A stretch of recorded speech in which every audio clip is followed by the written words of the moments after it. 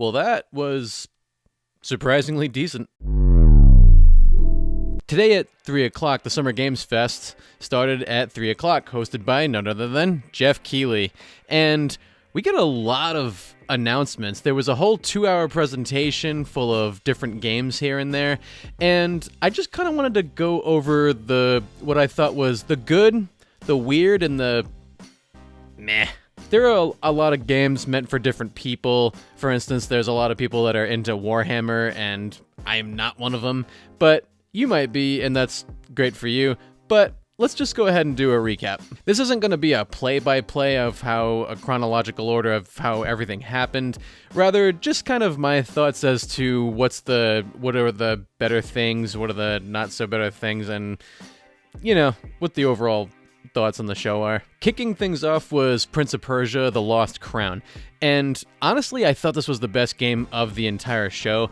I am a total sucker for 2D platformers, especially Metroidvanias, and this one looked like a really good 2D side-scroller. So we're all thinking that the Prince of Persia remake of The Sands of Time is coming anytime soon now, right?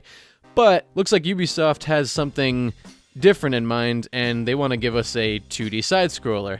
Actually, when you look at it, it doesn't really look exactly like Prince of Persia, more like Killmonger from Black Panther. And if he's looking for his lost crown, is he trying to be the king of pop? Another banger, which also coincidentally happened to be second in line, was Mortal Kombat 1. It was really cool to see the interview with the creator of the game. There's a new timeline starting with this one, and there are cameo characters in there. I haven't played a ton of Mortal Kombat lately. I mean, anything to do with multiplayer, I really just suck at. I mean, I'm okay at Soul Calibur. I'm okay at Smash. I will get crushed in every single other fighting game, though. Although it is cool to see fatalities and stuff, so my fondest memories of Mortal Kombat really come from the Super Nintendo and the Sega Genesis era. But what's interesting about Mortal Kombat is there is a lot of lore with Mortal Kombat, and apparently this one is going to really ramp up the storytelling in this one. So if you're excited about this one, let me know in the comments below. Another really cool aspect of this show was we got the release date of Spider-Man 2, yes! And what's cool, I mean, especially for me personally, is it comes out around the time of my birthday, so babe, I know you're watching this, you know what to get me for my birthday. One surprising thing about this Spider-Man 2 game is we're all thinking that Venom is Eddie Brock. Turns out that it's not Eddie Brock. This is going to be a new story with Venom. I know in the past they've kind of had a little bit of trouble with storytelling and Venom. You got Spider-Man 3, which was kind of shoehorned in as far as movies go.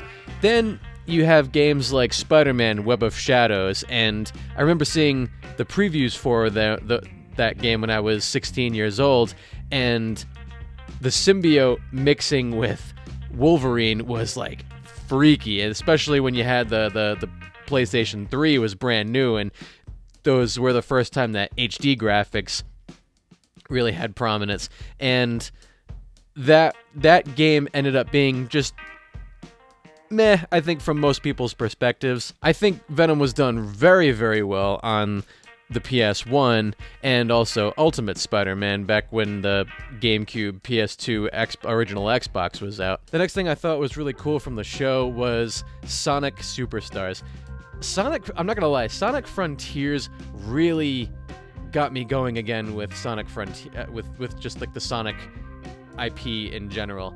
I have not played a Sonic game since Sonic Adventure 2, and none of them looked appealing at all until Sonic Frontiers came along, and just kind of take a lot of inspiration from Breath of the Wild and using that as a template for its own game. That was really cool. This new Sonic Superstars looks a lot like the old Sonic, but done up with new and improved graphics. Maybe kind of kind of a little bit like Sonic the Hedgehog 4, I guess. One of the best Sonic games in recent days has been Sonic Mania, which is basically a Genesis game coming back to life in 2017. So maybe they're taking what worked from Sonic Mania and applying it with new graphics and new hardware and all that stuff. So we'll see if this is any good of a game.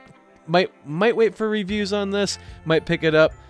Definitely want to see more information about this. It's a really good. It's definitely really good to be time to be a Sonic fan. They closed out the show with Final Fantasy VII Rebirth, and guess what? This game is a PS5 game with 2 discs. How big of a game is this?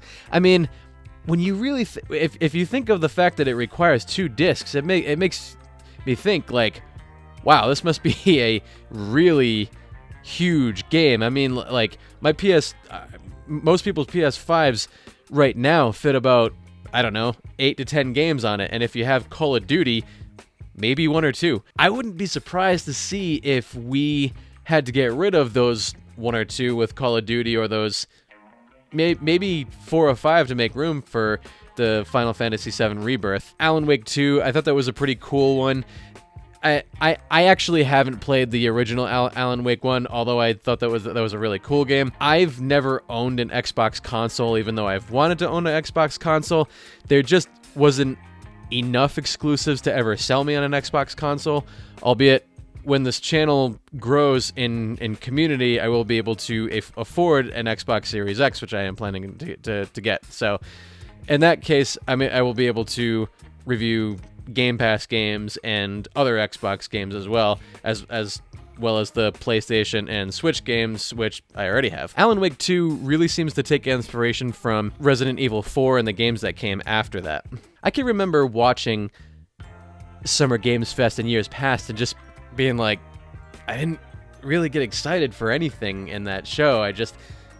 No offense. I've always been a huge fan of the Game Awards. I just cheese over that stuff, but for some reason, Summer Games Fest never really did it for me. This one I thought was the best of the last few years. I mean, albeit marginally, but I mean, I thought this was a pretty good show. At the end of this video, we're gonna find out what you guys thought of the show. Next, we come to the weird.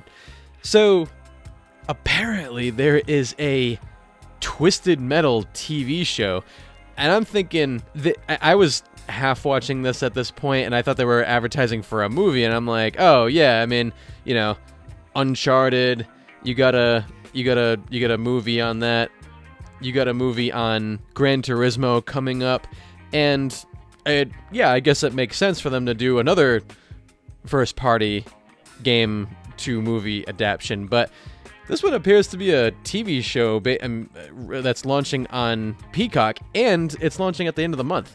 So, it kind of looks a little weird. I mean, it looks scary and funny at the same time. It's got the new Captain America in it. I guess that has that going for it. We also got a new trailer for The Witcher.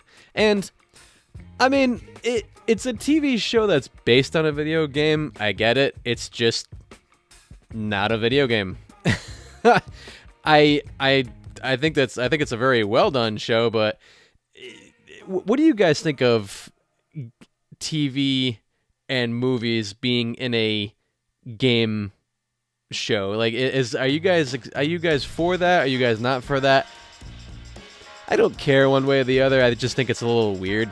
I know Jeff Keighley has a lot of love for Hollywood and really wants to mix the two, so whatever. Next, we got Dead by Daylight, and this is something we all knew about, so it wasn't a surprise going into Summer Games Fest, but they brought out Nick Cage himself, and he talked with Jeff Keighley for a little while. Apparently he really likes horror. There was also Baldur's Gate 3, and all the footage from this preview really focused on the actor Jason Isaacs. And fun fact, I met Jason Isaacs at Comic-Con. I stood in line in a Q&A panel, and I've always seen this guy in serious things. I mean, like, I know him from, you know him from Harry Potter. He plays Draco Malfoy's father. You know him from The Patriot. He plays a real, hard guy in that. He pretty much plays a very serious guy. He plays a real jerk in things. So to see him on stage and to see him joking and swinging his butt, like, I'm not kidding, he danced the entire like half the Comic-Con panel. It was really funny. The issue I hate when games like make a trailer and they focus on the actor's performance, and to me it's just not a very strong way to present your game. If you remember back to the Game Awards this past year, there was a trailer for Crime Boss Rockay City, and there was a cool song going. There was a really cool song going, and there were like tons of actors in this. You had Michael Madsen, you had all these different actors in there, and including Chuck Norris, and then the game ends up like really reviewing poorly. It was really like not. I heard it was really not great. At least I got a cool song to add to my Apple Music library. Next, Fortnite is getting Transformers. I haven't played Fortnite since 2019, and I heard it's a completely, maybe not a completely different game, but it's very separated from what it was several years ago. Let me know in the comments if you've been playing recently. I'm probably gonna hop back in at some point, but to me, Zelda, finishing God of War, which I just did, and now I need to finish Harry Potter, is all like more important to me than Fortnite. The rest of the show was just kind of meh. Like, you have John Carpenter's Toxic Commando, in which you're rolling through this zombie-infested city with the military. You got Call of Duty Warzone Season 4. If you're bad at that game, at least it's free. Street Fighter 6 DLC, and most everything for the rest of it was pretty worthy of tuning out, I would say. So again, Summer Games Fest was better in 2023 than it has been in years past. Again, marginally. Going in, really wasn't expecting anything. It definitely was a surprise to see the Prince of Persia, Final Fantasy, Spider-Man 2, and Sonic Superstars in there. Ultimately, I really think this show could have been an hour shorter. Are you a busy gamer and you absolutely need to watch? Then, maybe watch when you're playing Tears of the Kingdom in portable mode. I think there could have been more high-quality games at this show. But again, the two-edged sword of that is our company's ready to give information about that. We have the Capcom show coming up. We got the Microsoft show. Microsoft is usually really good at giving shows, and I really can't wait to see what they're doing for Starfield. One thing I missed that RGT85 pointed out is that Spider-Man's release date was not given at the PlayStation showcase, but rather Summer Games Fest. And so, good job, Jeff Keighley, for doing that. Not sure how you did that, but that was a really cool thing that RGT pointed out. And what did you guys all think of the show? Right now we have a 3-way tie grading the show between A, B, and C with 3 votes. This channel has 406 subscribers and 3 people voted. So, well, when we get a bigger community, then we'll find out what we have in the community section for next time. Until next video, YouTube is going to show you a good video right here for you to watch, and I'll see you on the next one.